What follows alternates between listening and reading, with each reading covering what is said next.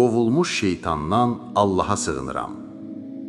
Rəhman və Rəhim olan Allahın adı ilə.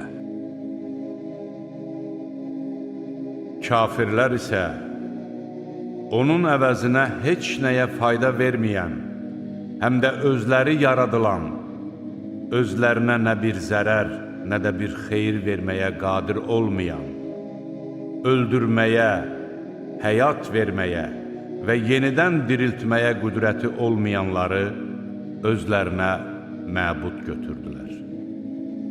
Kafirlər, bu, Mühəmmədin uydurduğu yalandan başqa bir şey deyildir. Ona bu işdə başqa adamlar da kömək etmişlər, dedilər.